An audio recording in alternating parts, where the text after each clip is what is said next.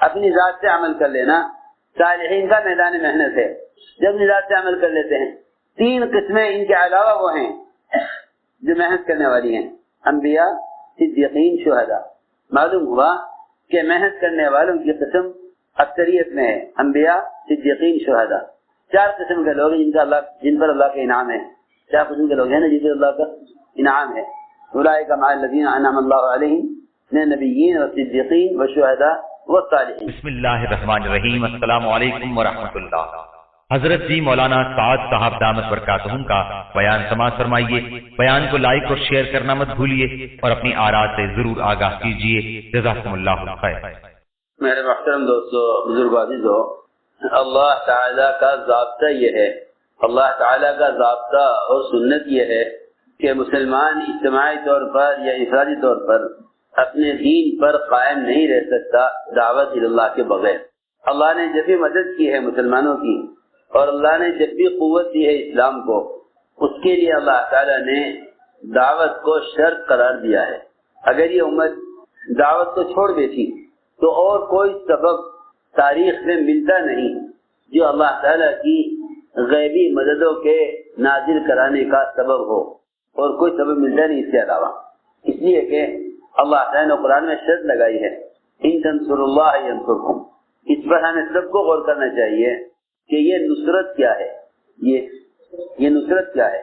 اس زمانے میں جن کے پاس مال ہے وہ خیر کے کاموں میں مال خرچ کرنے کو اسلام کی نصرت سمجھتے ہیں، جن کے پاس عہدہ ہے وہ اپنے عہدے کی قوت سے مسلمانوں کے مسائل کو حل کرانے کو اسلام کی نصرت سمجھتے ہیں۔ جن کو اللہ تعالیٰ نے مختلف قسم کے اسباب مادی یا غیر مادی دیے ہوئے ہیں، وہ ان اسباب کو مسلمانوں کی حاجتوں پر صرف کرنے کو اسلام کی نصرت سمجھتے ہیں۔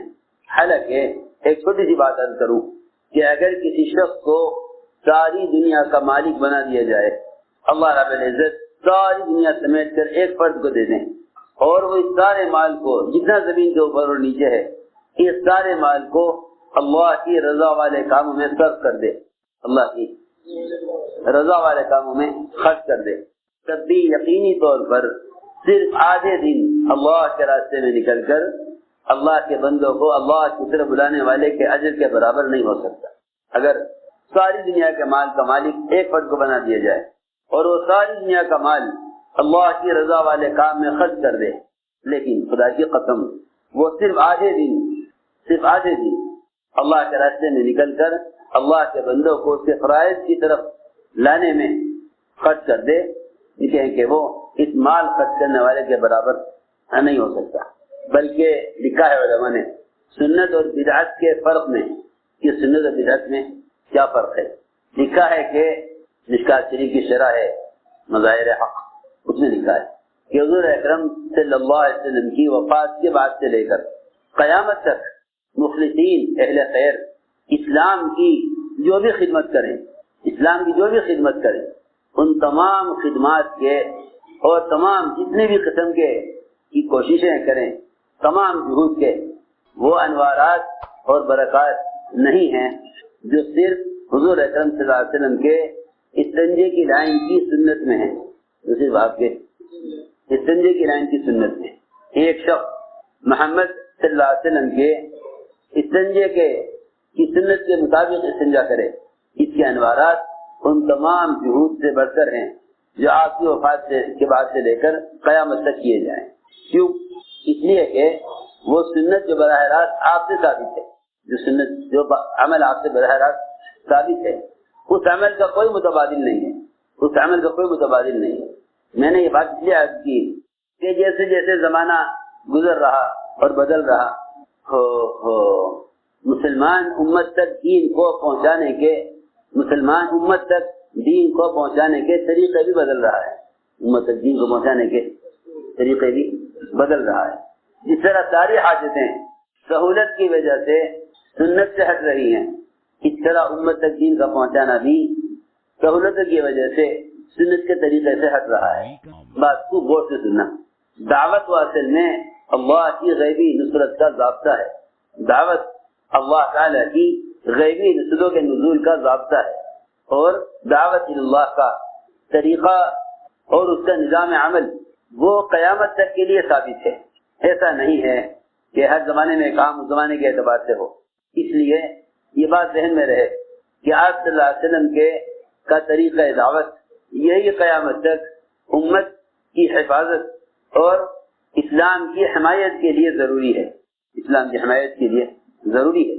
اگر مسلمانوں نے وہ طریقہ دعوت چھوڑ دیا، اگر مسلمانوں نے وہ طریقہ دعوت چھوڑ دیا جو طریقہ دعوت محمد صلی اللہ علیہ وسلم ہے، تو اسلام اور مسلمانوں کی طرف باطل جس طرح بھی قدم اٹھائے گا، کسی اور راستے سے باطل کو مغلوب نہیں کیا جا سکے گا، بلکہ مسلمان اپنے آپ کو معذور مجبور سمجھ کر یوں کہہ دے گا کہ بھائی کیونکہ حکام مسلمانوں کے موافق نہیں ہیں اور حکام اسلام کے موافق نہیں ہیں، اس لیے اسلام کے خلاف یا مسلمان کے خلاف قانون پاس ہو رہا ہے.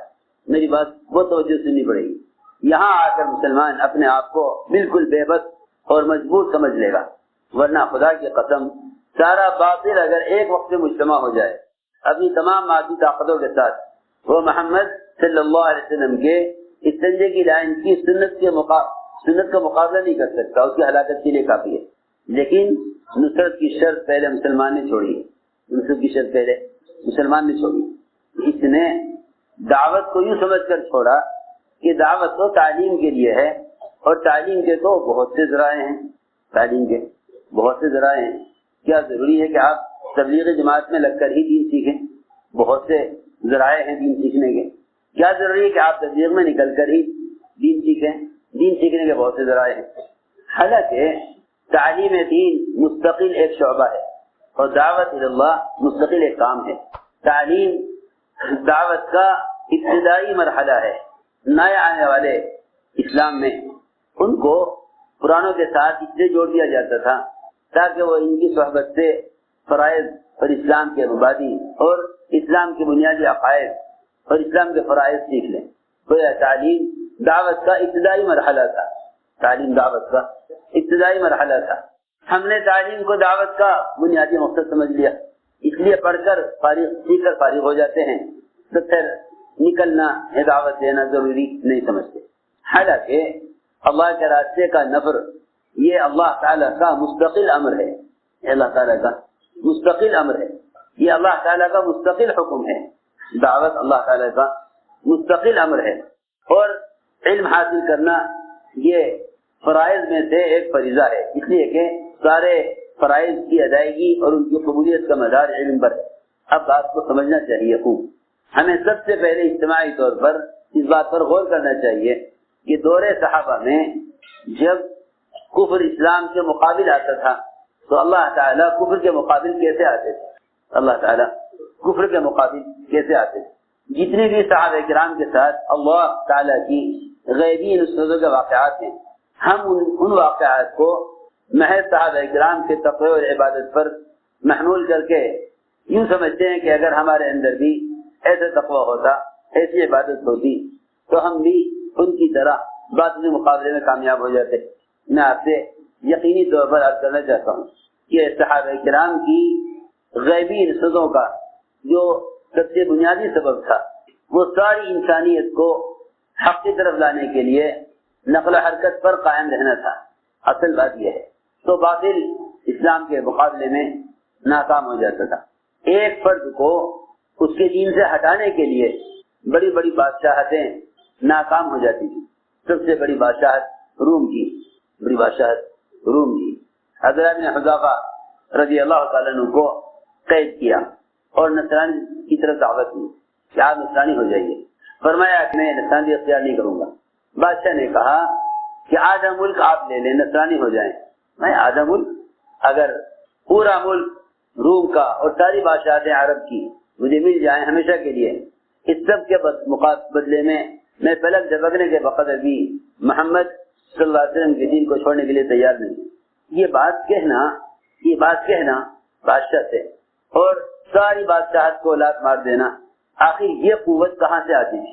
اس زمانے میں دعویٰ کرنے والے تو مل جائیں گے، لیکن کسی دنیا کے لالچ کی وجہ سے، کسی دنیا کے لالچ کے مقابلے میں دین پر قائم رہیں، یہ مشکل نظر آتا ہے.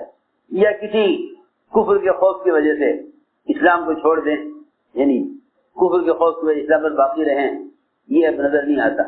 میں عرض کرنا چاہتا ہوں کہ آخر یہ رعب کہاں سے آیا تھا مسلمان کے پاس، کہ یہ بڑی بڑی باطل طاقتوں کے مقابلے میں اپنے دین پر قائم رہتا تھا۔ یہ اللہ تعالی کی طرف سے غیبی نصرت تھی۔ آپ نے فرمایا نصرت بالرعب، نصرت بالرعب، کہ میری مدد رعب سے کی گئی ہے۔ ایک مہینے کے مسافت سے آپ صلی اللہ علیہ وسلم کا رعب ایک مہینے کی مسافت تک۔ صحابہ کرام بادشاہوں سے اس طرح بات کرتے تھے جیسے کسی غلام سے کی جاتی ہے، یہ قوت کہاں سے آئے گی؟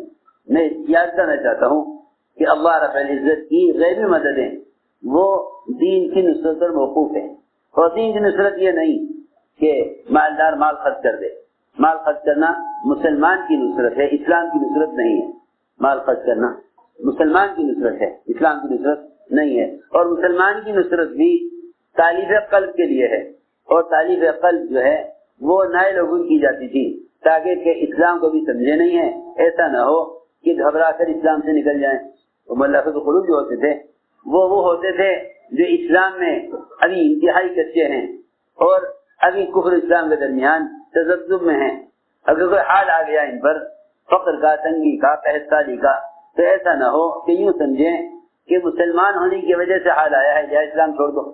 میں نے عرض کیا کہ اللہ تعالیٰ کی غیبی مددیں وہ دعوت اللہ کے ساتھ ہیں، اس لیے کہ دین کی نصرت ہے انسانیت کو دین کی طرف لانے میں۔ ایک روایت میں فرمایا کہ مدد کرو ظالم کی بھی مظلوم کی بھی۔ صحابہ نے عرض کی کہ اے رسول اللہ، مظلوم کی مدد کرنا سمجھ میں آتا ہے، ظالم کی مدد کیسے کریں؟ آپ نے فرمایا کہ ظالم کو ظلم سے روکو، یہ اس کی مدد ہے۔ معلوم ہوا کہ امر معروف اور نہی منکر یہ اصل اسلام کی نصرت ہے، چنانچہ آپ دیکھیں گے اس زمانے میں ہر جگہ مسلمان کی زبان پر ایک مایوسی کا لفظ ہے، وہ یہ کہ بھئی ہم کچھ نہیں کر سکتے، ہم کچھ نہیں کر سکتے۔ بہت عہد اللہ کے پاس جائیں گے، ان سے کہیں گے جی آپ دعا کر دیں بس کہ اسلام مسلمانوں پر اس طرح کے حالات ہیں، آپ دعا کر دیجیے۔ آخر وہ کیا راستہ تھا جس راستے میں صحابہ کی زبان پر فرشتے بولتے تھے اور ان کے الفاظ کے رعب سے مشرکین میدان چھوڑ کر بھاگتے تھے؟ سنو بہت توجہ سے بات یہ رکھی کفار نے کہ دریائے دجلہ کا ادھر کا حصہ ہم لے لیں، ادھر کی زمین ہم لے لیں، ادھر کا دجلہ کا حصہ آدھا تم لے لو، ادھر کی زمین تم لے لو، اس طرح ملک تقسیم کر لو تاکہ تم بھی رہو ہم بھی رہیں۔ مسئلہ رہنے کا نہیں ہے، مسئلہ تو ساری انسانیت کو جہنم سے بچانے کا ہے۔ اگر مسلمان بذات خود اس مقصد کے لیے استعمال نہیں ہو رہا تو اللہ کی طرف سے مدد کا کوئی وعدہ نہیں ہے۔ چنانچہ ایک صحابی کی زبان سے یہ نکلا کہ تم تو کہہ رہے ہو کہ دجلہ کو تقسیم کر لو، ادھر کا حصہ ادھر کی زمین تم لے لو، ادھر کی دجلہ ادھر کی زمین ہم لے لیں۔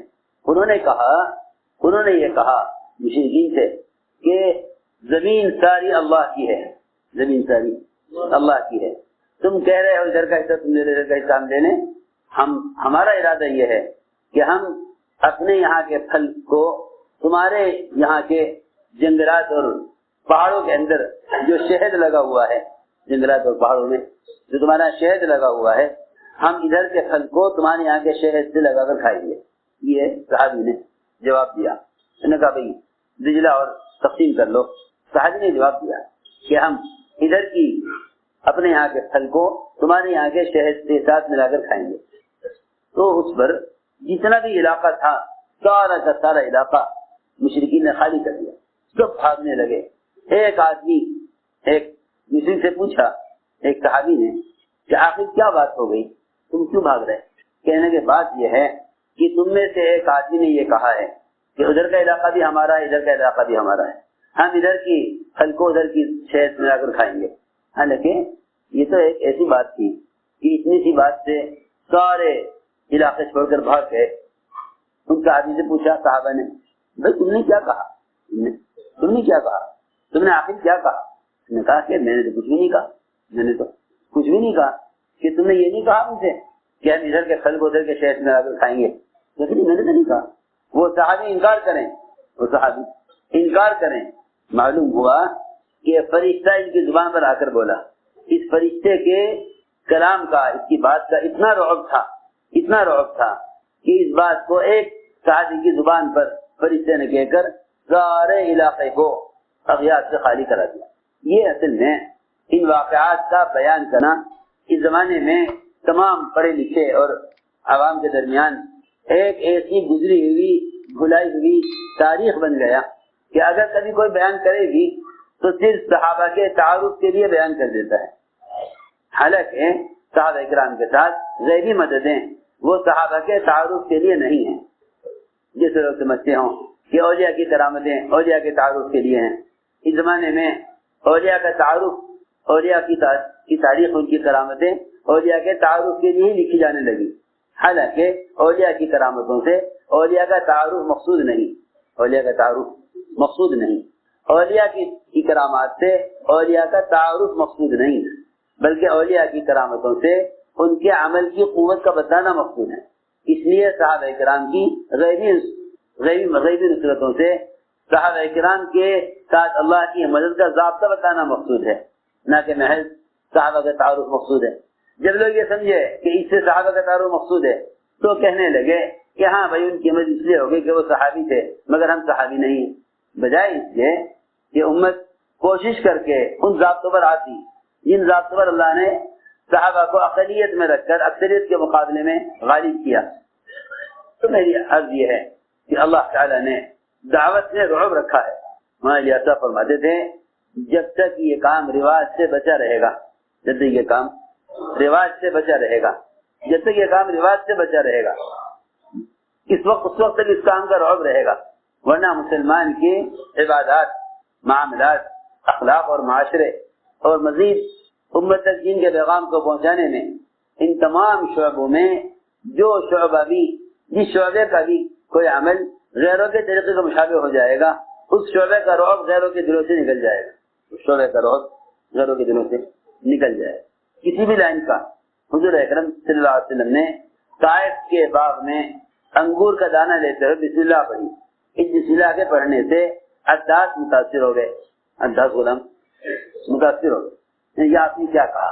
جب ایک دانہ کھانے پر بسم اللہ پڑھنے کی سنت سے اغیار متاثر ہوتے ہوں تو اس سے اندازہ کر لینا چاہیے کہ جب مسلمان سارے معاشرے میں اور سارے طریقوں میں پوری طرح غیروں کے مشابہ ہو جائے گا تو پھر ان کے دل میں اسلام کا رعب کہاں سے باقی رہ جائے گا. تو اصل بات یہ ہے کہ اللہ تعالیٰ نے مسلمان کا رعب اور اسلام کا رعب، یہ اللہ تعالیٰ کی مدد کی سب سے بڑی شکل ہے کہ اللہ تعالیٰ فرشتوں کو نازل کرتے ہیں اغیار کے دلوں میں اسلام کا رعب پیدا کرنے کے لیے. فرشتوں کے نزول کا بڑا سبب یہ تھا کہ جس سے غیروں کے دلوں میں رعب پیدا ہو. جبرائیل آسمان سے اترے اپنے گھوڑے پر، اسے آگے بڑھنے کے لیے کہا. ان کی آواز دو کفار نے سنی پہاڑ کے اوپر. ایک کا تو دل پھٹ گیا، دہشت سے مر گیا، وہ دوسرا جبرائیل کی آواز سے بے ہوش ہو گیا. حالانکہ انہیں کچھ نہیں کہا تھا، انہوں نے اپنے گھوڑے کو آگے بڑھنے کے لیے کہا. اللہ تعالیٰ کی طرف سے غیبی نصرت کا بڑا سبب وہ رعب ہے. تو غیبی مدد کی ایک بڑی قسم وہ رعب ہے. اس لیے اللہ تعالیٰ نے اس مدد کا وعدہ دین کی نصرت پر کیا ہے. حضور اکرم صلی اللہ علیہ وسلم نے بذات خود اور اپنے صحابہ کو ہر شخص کی طرف دعوت دینے کے لیے خود بھیجا. چند خطوط ہیں آپ کے جو آپ نے بادشاہوں کو لکھے ہیں. چند خطوط ہیں. یعنی دورہ رسالت میں تحریر کا کام صرف بادشاہوں تک دعوت پہنچانے کے لیے ہوا ہے، جس میں جو محض ثبوت کے لیے ہوا کرتا تھا کہ بھئی بادشاہ کے بعد اگر کسی کو بھیجا جا رہا ہے تو ان کے ساتھ ایک تحریر بھیجنے والے کی طرف سے جانی چاہیے. یہی وجہ ہے کہ آپ دیکھیں گے کہ سوائے بادشاہوں کے یا ان کے ہم منصب عہدے داروں کے آپ نے کسی اور کو خط نہیں لکھا. ہر جگہ جماعتیں گئی، جہاں جن بادشاہوں کو خط لکھا ان کو خط جماعت کو دے کر بھیجا. حالانکہ اس زمانے میں بھی ڈاک کا نظام تھا. ایک منزل سے ایک منزل گھوڑے وہ رسائل اور خطوط اور پیغامات لے کر جایا کرتے تھے. لیکن آپ نے کوئی خط ڈاک سے نہیں بھیجا. یہ کہنے کا ڈاک نظام نہیں تھا، ڈاک نظام تھا لیکن آپ نے جماعت بھیجی، اس لیے کہ خارجی چیزوں کا استعمال مجاہدہ نہیں ہے. خارجی چیزوں کا استعمال مجاہدہ نہیں ہے، اپنی ذات کے استعمال مجاہدہ ہے. اپنی ذات کے استعمال مجاہدہ ہے، خارجی چیزوں کا استعمال مجاہدہ نہیں ہے. بلکہ کیا عرض کروں، وہ تو مجاہدے کی ضد ہے. خارجی چیزوں کا استعمال مجاہدے کی ضد ہے، مجاہدے کو ختم کرنے والا ہے. وہ ہدایت اور نصرت جو مجاہدے پر موقوف ہے، خارجی چیزیں یہ مجاہدے کو ختم کرنے والی ہیں. حضرت فرماتے تھے جتنے رواجی طریقے ہیں وہ سہولت کے ہیں، اور جتنے سنت کے طریقے ہیں مجاہدے کے ہیں. سنت کے طریقے مجاہدے کے ہیں. 3 آدمی کی جماعت کسرا کی طرف، کسرا کے آدمیوں نے کہا کہ خط آپ نہیں پہنچائیں گے، خط ہمارے حوالے کرو. شجاع بن وہب اڑ گئے کہ نہیں، ہمیں بادشاہ کی طرف بھیجا گیا ہے، ہمیں بادشاہ کی طرف بھیجا گیا، خط خود پہنچائیں گے، ہمیں بادشاہ کی طرف بھیجا گیا ہے. اللہ اکبر. صحابہ کرام کو امت تک دین کی دعوت کو پہنچانے میں اللہ کی طرف سے بھیجے جانے کا ایسا یقین ہوتا تھا کہ وہ اللہ کو نہ جاننے والوں کے سامنے بھی یہ کہا کرتے تھے کہ ہمیں اللہ نے بھیجا ہے، ہمیں اللہ نے بھیجا ہے. اللہ کو نہ جاننے والوں کے سامنے یہ کہتے تھے کہ ہمیں اللہ استعانہ، اللہ نے ہمیں بھیجا ہے. ہم تمہارے پاس اللہ کی طرف سے پیغام لے کر آئے ہیں کہ تم اللہ کے غیر کی عبادت سے نکل کر اللہ کی عبادت پر آؤ. اس پیغام کو کسی ذریعے سے پہنچا دینا یہ مدد کو روکنے کا ذریعہ ہے. اس پیغام کو خود لے کر جانا یہ غیر مددوں کے نزول کا سبب ہے. ہم یہ عرض کرنا چاہتے ہیں، یہ اصل بات ہے. کیونکہ خود جا کر دعوت دیے بغیر اسلام و حجت نہیں ہوتا. جتنے بھی ذرائع ہیں بات کے پہنچانے کے، اگر ان سب کو بھی جمع کر لیا جائے تب بھی اتمام حجت ہوگا نہیں جب تک خود جا کر دعوت نہ دے. جب تک خود جا کر دعوت نہ دے اتمام حجت کے لیے کافی نہیں ہے کہ اس ذریعے سے پیغام پہنچا دینا جب تک خود جا کر دعوت نہ دے. اس لیے کہ آپ جانتے ہیں کہ جب ایسی جماعت ایک قوم کو دعوت دینے چلی جن کی ہلاکت کا اللہ نے فیصلہ کر لیا تھا ان کے فسق و فجور کی وجہ سے، تو ان سے کہا گیا کہ لم تعظون قوما اللہ مہلکہم، کیوں تم جا کر نصیحت کرنے جا رہے ہو ان لوگوں کو جن کی ہلاکت کا اللہ نے فیصلہ کر لیا. انہوں نے 2 باتیں کہی. تو بھائی بات یہ ہے کہ ایک تو ہم اللہ کے یہاں اپنی ذمہ داری کو پورا کرنے والے مانے جائیں گے. دوسری بات یہ ہے کہ ہمیں یقین ہے، ہمیں ابھی یقین ہے کہ جن کی ہلاکت کا اللہ نے فیصلہ کر لیا ہے ہمیں یقین ہے کہ وہ دعوت سے تقوی پر آ جائیں گے. دعوت سے تقوی پر آ جائیں، ہمیں ابھی یقین ہے کہ وہ دعوت سے تقوی پر آ جائیں گے. فلما نسمع ذکروا به انجينا الذين ينهون عن السوء. جب میں نے بات نہ سنی تو اللہ تعالیٰ نے دعوت دینے والوں کو نجات دے دی، دعوت دینے والوں کو نجات دے دی. تو میں نے عرض کیا کہ شجاع بن وہب وہ اڑ گئے اس پر کہ ہم بادشاہ کو خط خود پہنچائیں گے. اصل تو ہمارا بادشاہ کی طرف آنا ہے، اصل تو ہمارا بادشاہ کی طرف ہمارا اصل آنا ہے.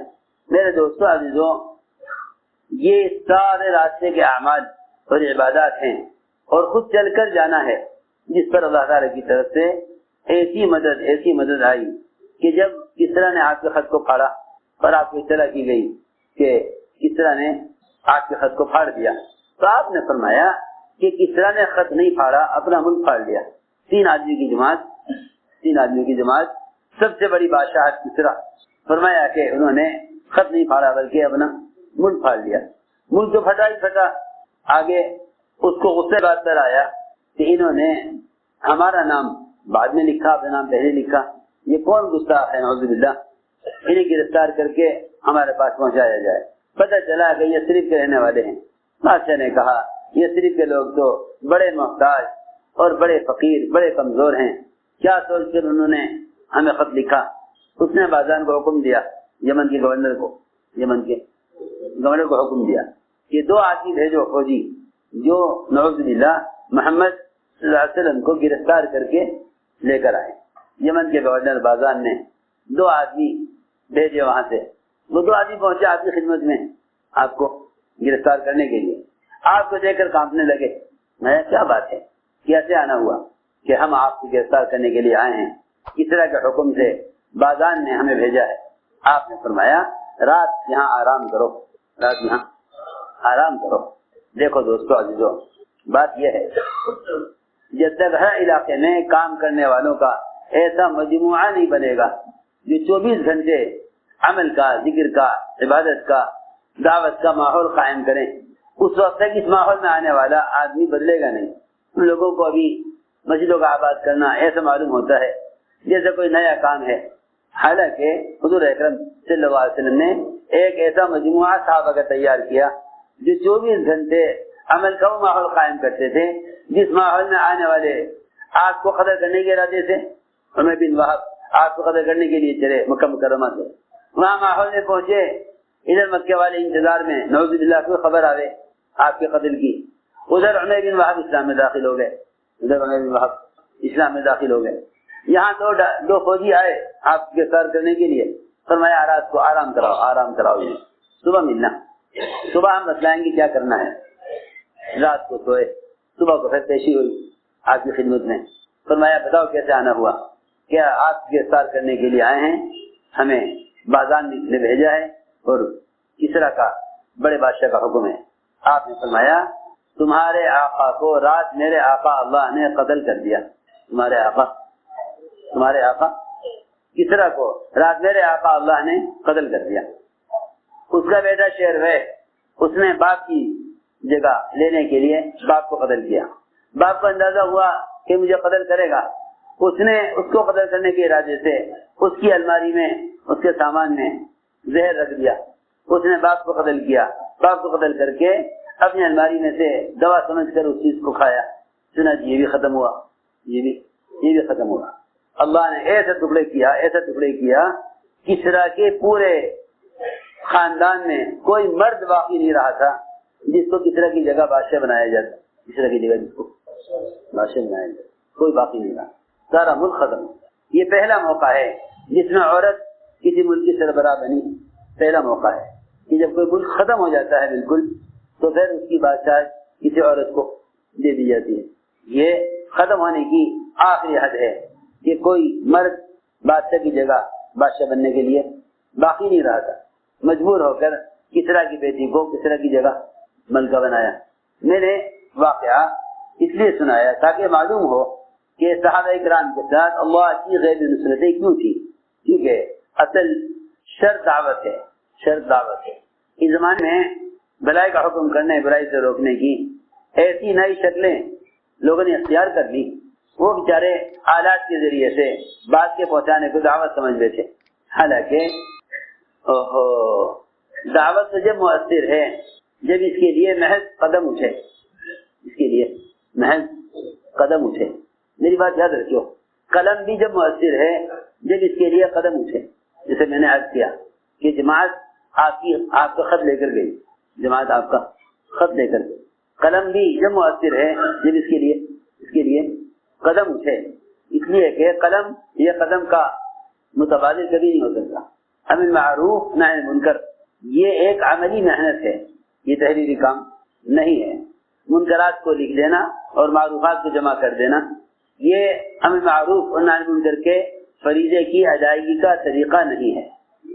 معروفات منکرات کو تحریر میں جمع کر دینا، ہماری بات بہت توجہ سننی پڑے گی، معروفات منکرات کو تحریری طور پر جمع کر دینا یہ امر معروف اور نہی منکر کے فریضے کی ادائیگی کا طریقہ نہیں ہے، اس فریضے کی ادائیگی کا طریقہ نہیں ہے، میری بات بہت توجہ چاہے گی، یہ اس فریضے کی ادائیگی کا طریقہ نہیں ہے، بلکہ حضرت تھانوی رحمۃ اللہ علیہ حکیم الامت کہلاتے ہیں۔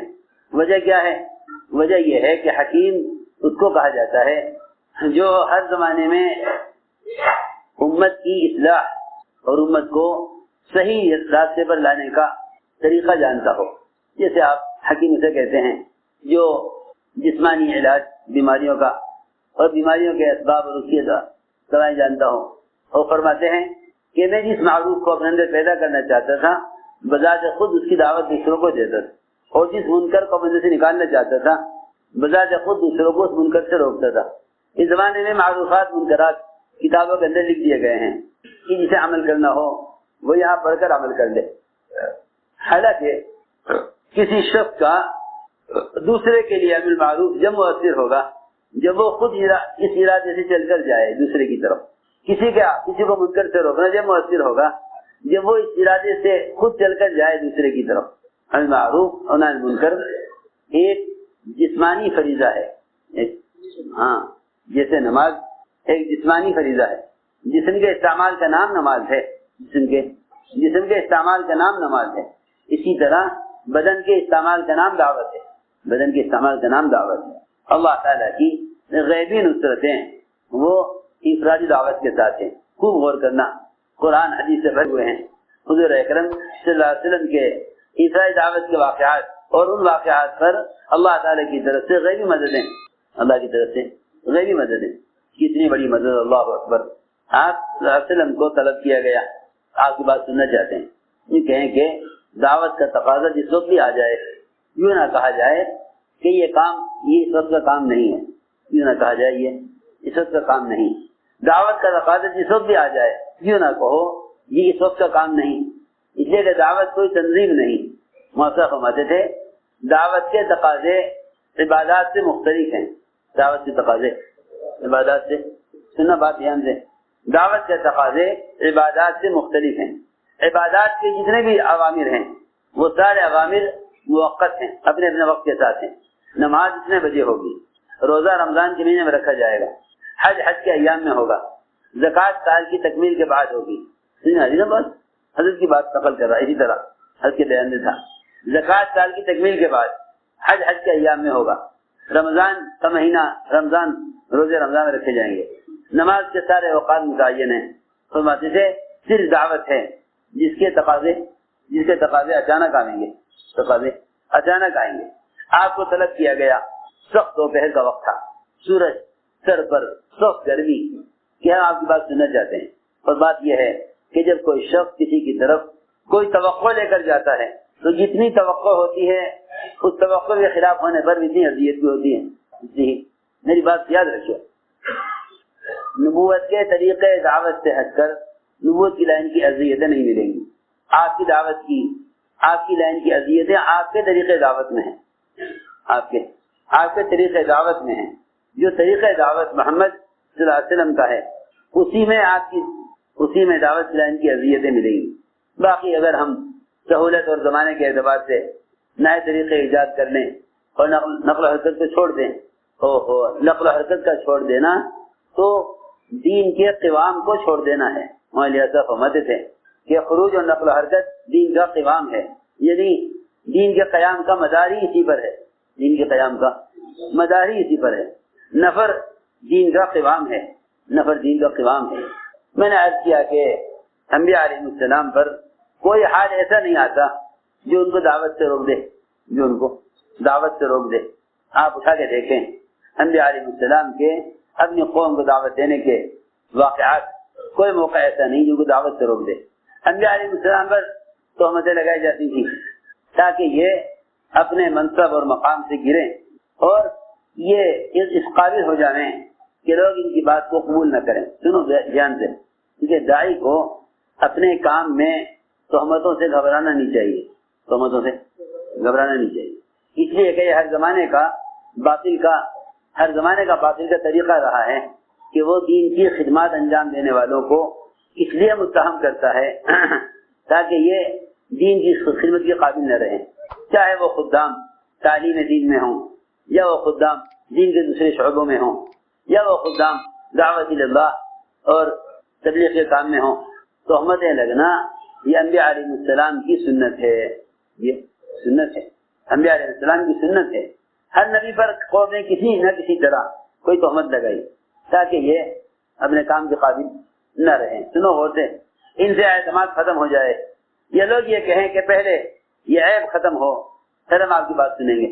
یوسف علیہ السلام پر تہمت لگی، یوسف علیہ السلام پر تہمت لگی، زنا کی تہمت، اور جیل بھی ہو گئی، جیل بھی ہو گئی۔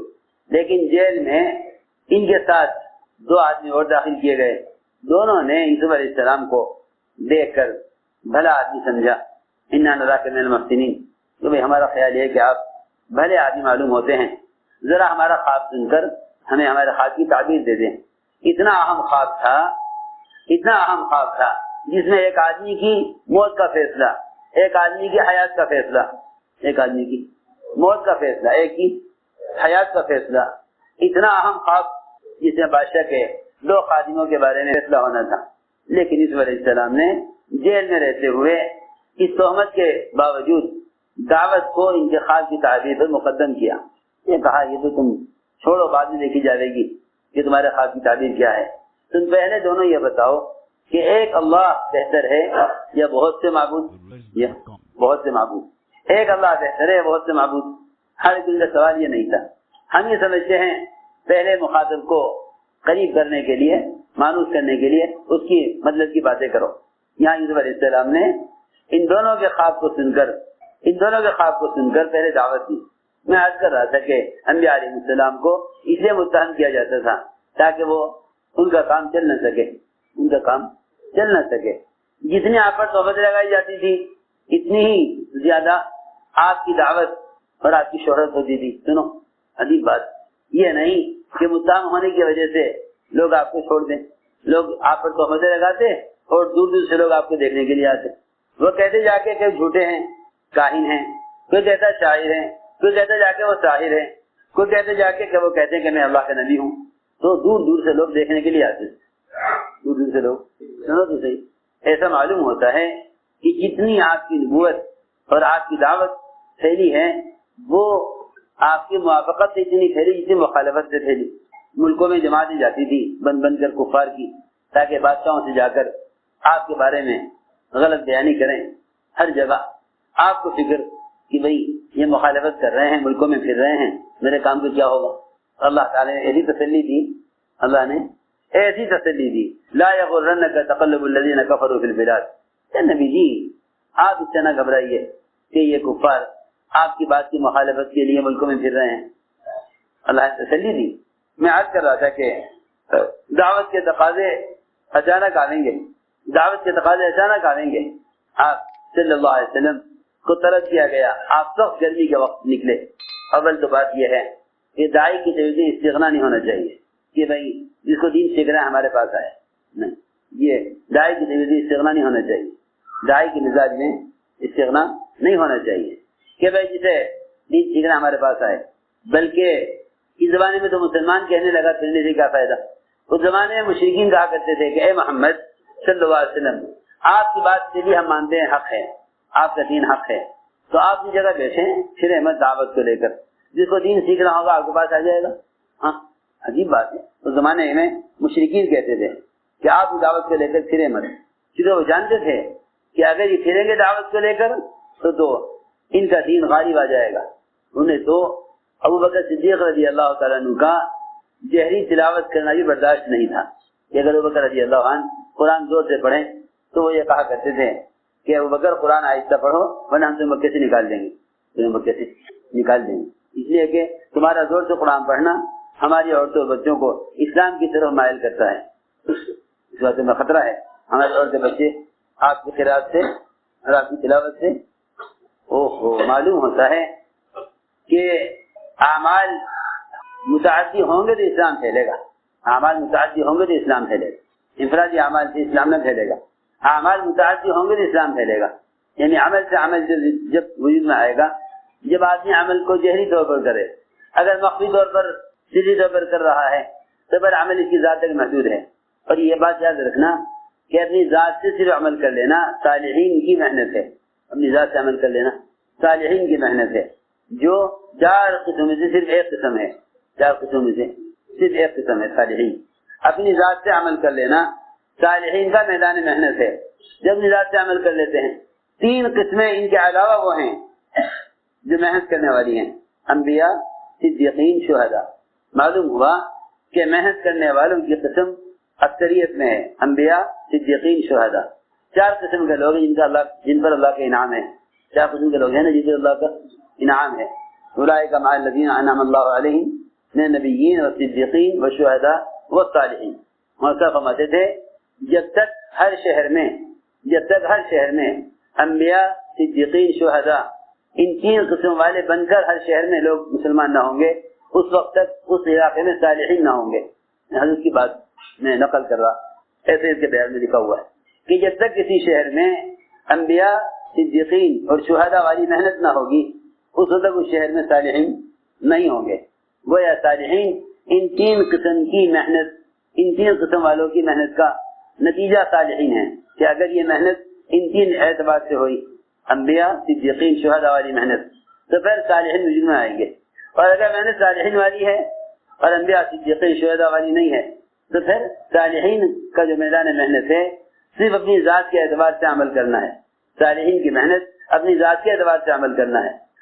انبیاء، صدیقین، شہداء کی محنت وہ سب کو اجتماعی طور پر جی پر لانے کی محنت کرنا ہے. چنانچہ میں نے عرض کیا کہ حضور اکرم صلی اللہ علیہ وسلم سب گرمی کے وقت مشرکی کے طلب کرنے پر آپ گئے. انہوں نے آپ کی دعوت کو سختی سے رد کیا، دعوت کو سختی سے رد کیا. کسی نے کہا نعوذ باللہ کہ کیا اللہ تعالیٰ کے علاوہ کوئی نبی بنا کر بھیجنے کو نہ ملا؟ کسی نے کچھ کہا، کسی نے کچھ کہا. آپ کو اس سے سخت تکلیف ہوئی. تکلیف اس بات کی نہیں تھی کہ میری بات کو رد کر دیا، تکلیف اس بات کی تھی کہ بات قبول کر لے تو جہنم سے بچ جاتے. جہنم سے اگر دیکھو، ہمیشہ یاد رکھو، داعی کے مزاج میں انتقام نہیں ہونا چاہیے، اس لیے کہ انتقام اور ہدایت یہ 2 جذبے کسی مومن کے دل میں جمع نہیں ہو سکتے. انتقام اور ہدایت، کیونکہ انتقام کو تقاضا کرتی ہے ہلاکت کا اور ہدایت تقاضا کرتی ہے نجات کا. تو جب دونوں میں اتنا تضاد ہے، ہلاکت کا اور ہدایت کا اتنا بڑا تضاد ہے، کیوں بھائی بات سمجھے ہماری؟ نہیں، ہلاکت اور ہدایت میں کتنا بڑا تضاد ہے. یہ 2 متضاد چیزیں ایک دن میں جمع نہیں ہو سکتی. انتقام کا جذبہ نہ ہو، انتقام کا جذبہ نہ ہو، تم تو صرف ہدایت کے جذبہ رکھو. اللہ کے ہدایت کا جذبہ اگر رکھتے ہو تو اللہ کے یہاں جن کے لیے ہدایت مقدر نہیں ہے، اللہ ایسے ناکوں کو اور اللہ تعالیٰ ایسی رکاوٹوں کو اور اللہ تعالیٰ ایسے ظالموں کو تمہارے راستے سے ہٹائیں گے ہی اس شرط پر کہ تم ان کی ہدایت چاہتے ہو. تم ان کی ہدایت چاہتے ہو. اس زمانے کے مسلمانوں میں 2 چور ہیں دلوں میں. ایک چور یہ ہے کہ وہ غیروں کی ہلاکت چاہتے ہیں، غیروں کی ہلاکت چاہتے ہیں. میری بات یاد رکھو، جب تک مسلمان غیروں کی ہلاکت چاہتا رہے گا اس وقت تک مسلمان مغلوب رہے گا. مسلمان مغلوب رہے گا. جب تک مسلمان کسی ملک میں ہو، اگر وہاں کے اہل مناصب اغیار کی ہلاکت چاہتا ہے تو مسلمان مغلوب رہے گا. کیوں چاہتا ہے ہلاکت مسلمان؟ وہ اسے ہلاکت چاہتا ہے کہ ان کی وجہ سے مسلمان کی خواہش نقشے ٹوٹ رہے ہیں. میں کس طرح سمجھاؤں؟ مسلمان اللہ کے احکام خود توڑ رہا ہے. جو حالات مسلمان کے احکام کو توڑنے کی وجہ سے آ رہے ہیں، اللہ ان نقشوں کے توڑنے میں غیروں کو استعمال کر رہے ہیں. تو مسلمان یہ سمجھ رہا کہ ہمارے نقشے غیر توڑ رہے، ہمارے نقشے غیر توڑ رہے ہیں. بات ساری یہ ہے، مسلمان پر جو حالات آ رہے ہیں احکام توڑنے کی وجہ سے، اللہ ان حالات کے لانے میں غیروں کو استعمال کر رہے. کہیں کرنسی بند ہو گئی، کہیں ٹیکس لگ گئے، کہیں اور مشکلات پیدا کر دی، کہیں شریعت کے مسائل میں مداخلت کر دی. تو سمجھ دے، پہلے مسلمان اسلام کو بگاڑے گا، پھر غیر اسلام کو مٹالیں گے، کیونکہ بگڑا ہوا اسلام ملتا ہے، بگڑا ہوا اسلام ملتا ہے، بگڑا ہوا اسلام مٹایا جاتا ہے. اس زمانے میں مسلمان غیروں کی ہلاکت کا جذبہ رکھے ہوئے ہیں. بعض وہ ہیں جو کہتے ہیں کہ بھئی ہمارے دین کے خلاف فلاں قانون پاس ہو گیا، اسے ہلاکت چاہتے ہیں. اکثریت مسلمانوں کی وہ ہے جو ان سے انتقام چاہتے ہیں اپنے خواہش کے نقشوں پہ ٹوٹنے کی وجہ سے. میری بات یاد رکھو، صحابہ کرام غیروں پر غالب اس لیے آئے کہ ایک تو ان کے طریقوں سے بچے، کیونکہ اللہ تعالیٰ غریق رحمت کرے. حضرت مولانا ابو الحسن ندوی رحمۃ اللہ علیہ ایک دفعہ بیان فرمایا حضرت نے، اور یہ بیان فرمایا کہ مسلمان کی امتیازی شان، مسلمان کی امتیازی شان وہ محض تقوی پر ہے. محض اللہ نے شرط لگائی ہے قرآن میں، ان تتقوا اللہ یجعل لکم فرقانا، ان تتقوا اللہ یجعل لکم فرقانا. شرط یہ اللہ نے لگائی ہے کہ تقوی کی شرط کے ساتھ تم غیروں سے ممتاز اور غیروں کے مقابلے میں تمہاری پہچان ہو سکتی ہے. اور اگر تمہارے ان کے معاشرے میں کسی بھی عمل میں غیروں سے مشابہت ہوئی، کسی بھی عمل میں اگر غیروں سے مشابہت ہوئی، شادیوں میں، تجارتوں میں، لباس شکلوں میں، کسی بھی عمل میں اگر غیروں کے مشابہت ہوئی تو تمہاری امتیازی شان ختم ہو جائے گی. یہ تمہارے ان کے درمیان کوئی فرق باقی نہ رہے گا، ان کے درمیان کوئی فرق باقی نہ رہے گا، تو پھر تمہارے ساتھ معاملہ ان کے معاملے سے مختلف کیسے ہوگا؟ اسی کے بعد یہ بیان فرمایا تھا، یہ فرمایا تھا کہ مسلمان اگر اپنی امتیازی شان کھو بیٹھا پھر یہ غیروں کے درمیان، کیونکہ حضور اکرم صلی اللہ علیہ وسلم نے فرمایا کہ میرے صحابہ وہ ساری قوموں کے درمیان ایسے ہیں جیسے کسی سفید بیل کے پہلو میں چند بال سیاہ ہوں، دور سے نظر آئیں گے، یا سیاہ بیل کے پہلو میں چند بال سفید ہوں، الگ نظر آئیں گے۔ میں یہ عرض کر رہا تھا کہ مسلمانوں کے دلوں میں اپنے خواہش کے نقشوں کو ڈھونڈنے کی وجہ سے غیروں کی ہلاکت کا جذبہ ہے، اور یہ ہلاکت کا جذبہ اس لیے ہے کہ بھائی وہ اسلام کے احکام میں مداخلت کر رہے۔ تو سوال اس بات کا ہے کہ خود مسلمان کتنے دن پر قائم ہے؟ کیونکہ ہمارے صاحب سے کہا گیا کہ حضرت مسلمانوں کو منصبی اختیارات کیوں نہیں ملتے، مسلمانوں کو وزارت حکومتیں کیوں نہیں دیتے، اللہ کیوں نہیں دیتے، تاکہ ان کو منصب اور حکومت ملے اور یہ اس کی قوت کے ذریعے اسلام کو قائم کرے۔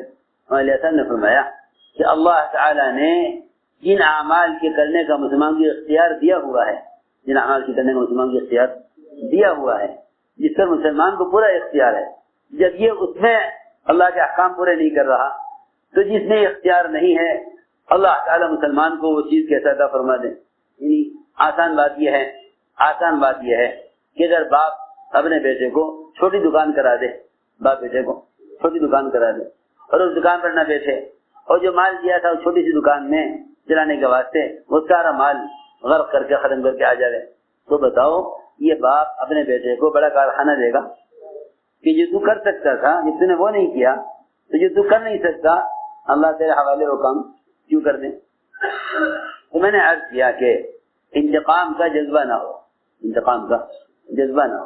حضور اکرم صلی اللہ علیہ وسلم کی ایک بہت بڑی سنت یہ ہے کہ آپ کو ایک یہودی عورت نے آپ کے کھانے میں زہر ملایا، وہی سے آپ کو بتلا دیا گیا کہ یہ نہ کھائیے، اس میں زہر ہے۔ صحابہ نے عرض کیا کہ اسے پکڑا عورت کو، میں کہ نہیں، جب اللہ نے مجھے بتلا دیا، اللہ نے مجھے اس سے بچا لیا، تو اس عورت کو کی پکڑ کرنے کی کیا ضرورت ہے؟ چھوڑ دو اس کو، چھوڑ دو۔ کہے گا انتقام لینا، کہے گا انتقام لینا، انتقام کا جذبہ نہ ہو جائے کسی سے بھی۔ حضور اکرم صلی اللہ علیہ وسلم غیروں سے انتقام نہیں لیتے تھے، یہاں اپنوں سے انتقام کے جذبہ لیے ہوئے تھے۔ آپ غیروں سے انتقام نہیں لیتے، یہاں اپنوں سے انتقام کے جذبہ لیے ہوئے تھے، اس لیے کہ جو ترقی اور تربیت صبر سے ہوتی ہے وہ بدلہ لینے سے کبھی نہیں ہو سکتی۔ بدلہ لینا نفس کا تقاضا ہوتا ہے، بدلہ لینا نفس کا تقاضا ہے، اور صبر کرنا اللہ اکبر کہ صبر کرنا روح کا تقاضا ہے، صبر کرنا روح کا تقاضا ہے۔ جی ہاں، روح کے سارے تقاضے پاکیزہ ہوتے ہیں، نفس کے سارے تقاضے وہ برے تقاضے ہوتے ہیں۔ نفس تعلی، کبر، انتقام اس کو چاہے گا، اور روح صبر چاہے گی۔ جو تربیت ترقی صبر سے ہوتی ہے وہ کسی اور چیز سے نہیں ہوتی۔ حضور اکرم صلی اللہ علیہ وسلم نے اپنے صحابہ کا مزاج صبر کا بنایا اور انتقام کے جذبے کو ختم کیا۔ تو میں نے عرض کیا کہ آپ کا وسلم جب ان کو دعوت دے کر وہاں سے نکلے اور آپ کی بات کو سختی سے رد کیا گیا تو آپ کو اذیت تکلیف اتنی تھی کہ قرن سعالی پہنچنے تک آپ کو ہوش نہیں تھے، غم کی وجہ سے قرن سعالی تک آپ پہنچے، آپ کو غم کی وجہ سے ہوش نہیں تھا۔ جیسے کسی آدمی کو کسی حادثے کی خبر سنائی جائے تو وہ اس حادثے کی خبر سے ہوش کھو دیتا ہے، یہ حال آپ کا تھا۔ وہاں پہنچے قرن سعالی پر تو ایک دھماکہ ہوا، اس سے آپ متوجہ ہوئے، کہیں کا دھماکہ ہے؟ معلوم ہوا کہ جبرائیل آسمان سے اترے ہیں۔ جبرائیل نے آ کر عرض کیا کہ آپ کی بات بھی اللہ نے سن لی، قوم کے جواب بھی سن لیا، ہمیں اللہ نے بھیجا ہے، اور یہ دو پہاڑ جبل احمر، ابو قبیس، جس کے درمیان سارا مکہ آباد ہے، ان دونوں پہاڑوں کو آپس میں ملا کر ان سب کو ہلاک کرنے کی تجویز اللہ نے آپ کے سامنے پیش کی ہے۔ آپ نے فرمایا کہ نہیں، میں تو ان کی ہدایت چاہتا ہوں، ہلاکت نہیں چاہتا۔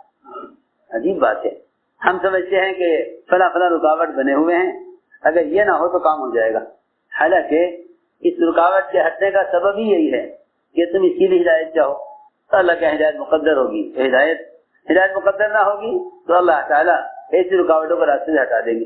چنانچہ آپ نے فرمایا نہیں، میں یہ نہیں چاہتا۔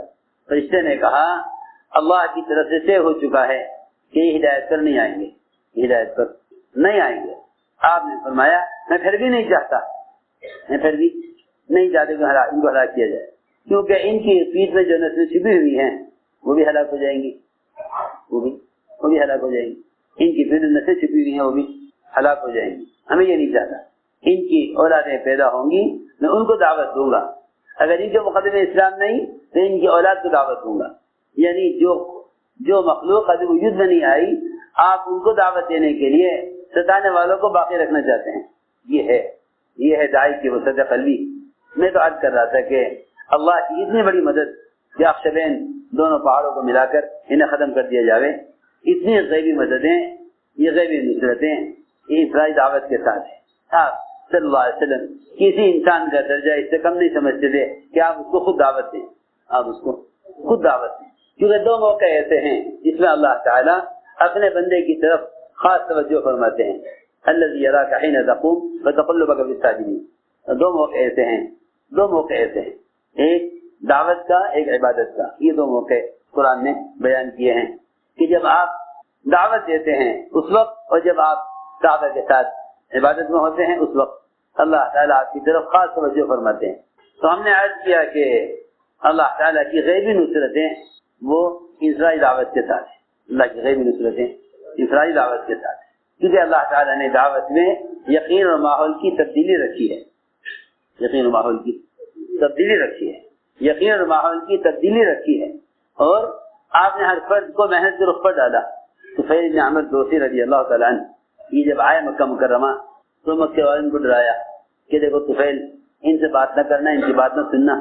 تو طفیل فرماتے ہیں میں نے اپنے کانوں کو روئی سے بند کیا تاکہ ان کی بات میرے کان میں نہ پڑے، کانوں کو روئی سے بند کر کے میں نے مسجد میں قدم رکھا، جو ہی مسجد میں قدم رکھا اندر سے میرے دل نے کہا ان کی بات سننی چاہیے، پڑھا لکھا آدمی ہوں، اچھے برے کلام سے واقف ہوں۔ فرماتے میں نے کانوں سے روئی نکالی اور آپ کی بات سنی اور اسلام قبول کیا، اسلام قبول کیا۔ سنو غور سے، اسلام قبول کر کے مجھے خیال آیا کہ میری اپنی قوم میں بہت چلتی ہے، اپنی قوم میں میری بہت چلتی ہے، میری بات کو کوئی انکار نہیں کر سکتا۔ یہ کہیں کہ اس کام کو اپنی حیثیت کی بنیاد پر نہ کرو، یہ کام حیثیت بنانے کا نہیں ہے، حیثیت مٹانے کا ہے، حیثیت بنانے کا نہیں بلکہ حیثیت مٹانے کا ہے، شخصیت سازی کا کام نہیں ہے، شخصیت سوزی کا کام ہے، یعنی شخصیت کو مٹاؤ اس کام کے لیے۔ انہیں خیال آیا کہ میری حیثیت اور میرا مقام میری قوم میں ایسا ہے کہ میری بات کا انکار نہیں کر سکتے، کیونکہ اللہ تعالیٰ کو داعی سے قربانیاں مطلوب ہیں، جب وہ قربانیاں مطلوبہ سے تک پہنچ جاتی ہیں اللہ کی طرف سے ہدایت کا فیصلہ ہو جاتا ہے۔ چنانچہ یہ اپنی حیثیت کو کے بارے میں انہوں نے کہا کہ یا رسول اللہ میری اپنی قوم میں چلتی ہے، میں ان کو دعوت دوں گا اور میری بات کا انکار نہیں کریں گے، میری بات کا انکار نہیں کریں گے۔ چنانچہ گئے قوم کو دعوت دینے کے لیے، جب جانے لگے تو عرض کیا آج کی خدمت میں کہ مجھے کوئی کرامت بھی چاہیے، کوئی کرامت۔ آج کل لوگ اس کوشش میں ہوتے ہیں کہ مجھ سے کوئی ایسی کرامت یہ ظاہر کے خلاف مجھ سے کوئی ایسی چیز مجھ سے ظاہر ہو جائے کہ لوگ اس کی وجہ سے مجھ سے متاثر ہو جائیں، لیکن یہ وہ چیزیں ہیں جو موضوع محنت اور موضوع دعوت نہیں ہے۔ نبی کا موضوع محنت ہے، نبی کا موضوع محنت ہے، معجزات ثبوت نبوت کے لیے ہیں، موضوع نبوت نہیں ہے۔ اس طرح کرامات بھی ثبوت ولایت کے لیے ہیں، موضوع ولایت کرامات نہیں ہے۔ موضوع ولایت جو ہے اتباع سنت ہے، موضوع ولایت اتباع سنت ہے، کرامات موضوع ولایت نہیں اور معجزات موضوع نبوت نہیں۔ مگر انہوں نے کہا کہ میرے لیے کوئی کرامت ہونی چاہیے تاکہ ان کو دعوت دینے میں مجھے مدد ملے۔ آپ نے دعا کی اللہم اجعل لہ آیۃ، اے اللہ تو اس کے لیے کوئی نشانی کوئی کرامت ظاہر کر دے۔ روایت میں ہے کہ ان کی دونوں آنکھوں کے درمیان ایک روشنی پیدا ہو گئی، ادھر یہ روشنی آنکھوں کے درمیان میں اور ادھر خیال یہ تھا کہ ہماری حیثیت ہے، ہم جا کے قوم کو کہیں گے اسلام لے آؤ، اسلام لے آئیں گے۔ چنانچہ جب قوم کی طرف چلے اور اس گھاٹی پر پہنچے جہاں سے اپنی بستی میں داخل ہوتے، دل میں خیال آیا کہ قوم یہ کہے گی کہ اپنا دین بدلا تھا اس لیے چہرہ بدل گیا، یہ دین بدلا تھا تو چہرہ بدل گیا۔ فوراً دعا کی اللہ سے، اے اللہ یہ روشنی ہٹا دے میرے چہرے سے، دعا کی اللہ سے۔ حالانکہ اللہ کے نبی تعالی سے دعا کرا کے یہ روشنی حاصل کی تھی، اتنی بڑی کرامت، مگر وہاں جاتے ہی خیال آیا کہ نہ کرامت سے کام نہیں ہوگا، وہ چہرے سے ہٹ گئی۔ آگے بڑھے تو جا کر قوم سے کہا میری بات مانو گے کہ ہاں کیا بات ہے کہ اللہ کو ایک مان لو اور ہم صاحب ایمان لے آؤ. قوم نے انکار کر دیا. قوم نے انکار. اصل بات یہ ہے دوستو، اصل میں کام مسلسل محنت کا ہے. کام مسلسل محنت کا ہے. کام مسلسل محنت کا ہے. ایک گشت کر کے 2 گشت کر کے پوچھتے ہیں کہ دوسرا گشت کب تک کریں. نوح علیہ السلام نے 950 سال کام کیا، دن رات کیا، دن رات کام کیا. یہاں ساتھی پوچھتے ہیں آ کر دوسرا گشت کب تک کریں. میں نے عرض کیا کہ اللہ رب العزت ہر شخص سے اللہ کے یہاں ایک قربانی کی سزا مطلوب ہے. آدمی وہاں پہنچ جاتا ہے، اللہ کی طرف سے کوئی فیصلہ ہو جاتا ہے. اس لیے محنت کی کوئی مدت متعین نہیں ہے. یہ گھبرا گئے قوم کے انکار کرنے سے. آ کر کہا کہ آپ دعا کر دیجئے میری قوم کے لیے، وہ تو اسلام قبول نہیں کر رہے ہیں. فرمایا اے طفیل جاؤ قوم میں محنت کرو، تمہارے جیسے ہیرے قوم میں اور بھی ہیں. اللہ اکبر. جس قوم کے لیے دعا کرانے کے لیے آئے تھے اسی قوم میں سے امام المحدثین ابو ہریرہ نکلے. جی ہیں دوسی. حضرت فرمایا کرتے تھے کہ اس دوسی غلام نے جتنا علم حاصل کر لیا ہم اتنا علم حاصل نہ کر سکے، ہمیں بازار کی مشغولی نے علم سے مشغول کر دیا. حالانکہ حضرت عمر کا علم ایسا تھا کہ اگر ایک پڑھنے میں سارے علماء کا اہل زمین کا علم جمع کر دیا جائے اور ایک پڑھنے میں صرف حضرت عمر کا علم ہو تو حضرت عمر کا علم سارے علماء پر جھک جائے گا، زیادہ ہو جائے گا. پھر یہ کہتے تھے کہ اس دوسرے غلام نے اپنے آپ کو علم کے لیے فارغ کر کے ہم سے کہیں زیادہ علم حاصل کر لیا. تو یہ دوسری غلام اس قوم میں سے تھے جس قوم کی ہلاکت کے لیے بدعا کرانے کے واسطے آئے. طفیل فرمایا جاؤ قوم میں محنت کرو، جاؤ قوم میں محنت کرو. تو میں نے عرض کیا کہ کرامت تو یوں ہٹ گئی، حیثیت یوں کام نہ آئی. پھر جا کر محنت کی، مسلسل محنت کرتے رہے. یہاں تک کہ روایت میں ہے کہ غزوہ خندق بھی ہو گیا، احد بھی ہو گیا، بدر بھی ہو گیا. یہ قوم محنت کرتے رہے. پھر 80 خاندان کے ذریعے اسلام میں داخل ہو. 80 خاندان ان کے ذریعے اسلام میں داخل ہو. بات یہ ہے کہ مسلسل محنت ہو. اس لیے کہ ایک سنت ہے حضور اکرم صلی اللہ علیہ وسلم کی. وہ سنت یہ ہے کہ جہاں ایک مرتبہ جماعت چلی جائے اس جماعت کی واپسی سے پہلے اگلی جماعت وہاں علاقے میں جائے تاکہ محنت کا تسلسل قائم رہے. ایک مرتبہ عمر رضی اللہ تعالیٰ عنہ ایک جماعت بھیج کر مشغول ہو گئے، جماعت واپس آ گئی. حضرت عمر نے ڈانٹا ان کو، حالانکہ وہ صحابہ تھے. فرمایا کیوں آئے تم واپس جب تک اگلی جماعت نہیں گئی؟ انہوں نے کہا عمر تم نے تو حضور اکرم صلی اللہ علیہ وسلم کا طریقہ چھوڑ دیا اور تم نے تو وہ سنت چھوڑ دی جس کا اللہ کے نبی نے ہمیں حکم دیا تھا کہ ایک جماعت کسی علاقے میں جائے تو واپس نہ آئے جب تک اگلی جماعت نہ پہنچ جائے. ہم کب تک انتظار کرتے؟ آپ نے جماعت بھیجی نہیں اگلی، ہم انتظار کر کے واپس آ گئے. میں نے عرض کیا کہ مسلسل جوہد ہے، مسلسل محنت ہے. اس میں سب سے بنیادی بات یہ ہے کہ حضور اکرم صلی اللہ علیہ وسلم کے دعوت کے مزاج پر آؤ. آپ کے دعوت کے مزاج میں سب سے اہم چیز عمومیت ہے. دیکھو دوستو، صحیح روایت میں ہے کہ انسان کا دشمن شیطان ہے. جس طرح ایک بھیڑیا بکری کا دشمن ہوتا ہے، اس طرح شیطان انسان کا دشمن ہے. اس سے بچنے کے لیے تین کام کر لو. ایک تو عمومیت میں رہو. عمومیت میں جتنا آدمی عموم میں رہے گا اتنا محفوظ رہے گا. فرمایا ابواب الامراء مواقف الفتن، یہ امراء اور اہل مناصب کے دروازے یہ فتنوں کی جگہیں ہیں. کیا ہیں؟ فتنوں کی جگہیں. یہ فتنوں کی جگہیں ہیں. عموم میں رہو. کہاں رہو؟ عموم میں رہو. حضور اکرم صلی اللہ علیہ وسلم کی دعا ہے اللہم احیینی مسکینہ وامیتنی مسکینہ واحشرنی فی زمرۃ المساکین. حیات، ممات اور حشر میں اٹھنا، ان سب کو آپ مساکین کے ساتھ جاتے ہیں. میں نے عرض کیا ہے روایت میں 3 باتیں عجیب فرمائی کہ فتنوں سے بچنے کے لیے 3 کام کر لو. ایک تو عموم میں رہو اور ایک جماعت کے ساتھ چمٹ کر رہو. جماعت سے جدا مت ہو، جماعت کے ساتھ چمٹ کر رہو. اور تیسری بات یہ فرمائی کہ اپنے آپ کو مسجد کا پابند بنا لو. صحیح حدیث ہے کہ اگر ایسا کرو گے 3 کام کر لو گے عموم میں رہو اور جماعت کے ساتھ سمٹ کر رہو اور مسجد والا بند کر رہو تو تم فتنوں سے محفوظ رہو گے۔ اور واقعی اندازہ ہوا کہ جو لوگ ان انفرادی دعوت اسلام کو مشغول نہیں رکھتے وہ کسی فتنے کا شکار ہو جاتے ہیں، وہ کسی فتنے کا شکار ہو جاتے ہیں، یا ان کو خدشات گھیر لیتے ہیں، اگر ہم نے اس وقت یوں کیا تو یوں ہو جائے گا، لہٰذا ابھی کام نہ کرو، ابھی کام نہ کرو۔ میری بات یاد رکھو، کسی فتنے کے خدشے سے کام چھوڑ دینا یہ منافقین کا مزاج تھا، کسی فتنے کی وجہ سے کام چھوڑ دینا یہ منافقین کا مزاج تھا۔ وہ کام سے جان بچانے کے لیے حالات اور فتنوں کو ڈھال بناتے تھے، کام سے جان بچانے کے لیے حالات اور فتنوں کو ڈھال بناتے تھے۔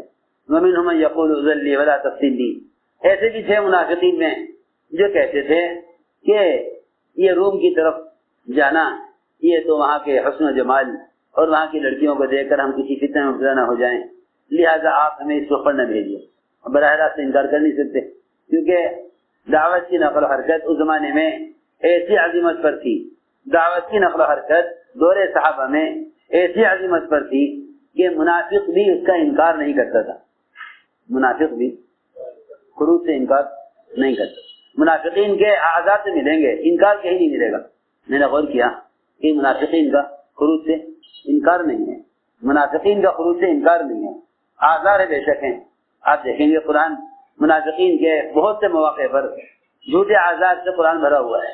اسی اللہ نے فرمایا کہ کام کے تقاضوں کے ہوتے ہوئے آپ سے اجازت لے کر وہ لوگ جائیں گے جن کا اللہ پر ایمان نہیں ہے، انما یستأذنک الذین لا یؤمنون باللہ، اور جن کا یقین ہے ایمان اور آخرت پر، جن کا ایمان ہے اللہ پر اور آخرت پر، وہ اس کام کے تقاضوں کے سامنے ہوتے ہوئے اپنی ضرورت کے لیے بھی اجازت لینے کی ہمت نہیں کریں گے۔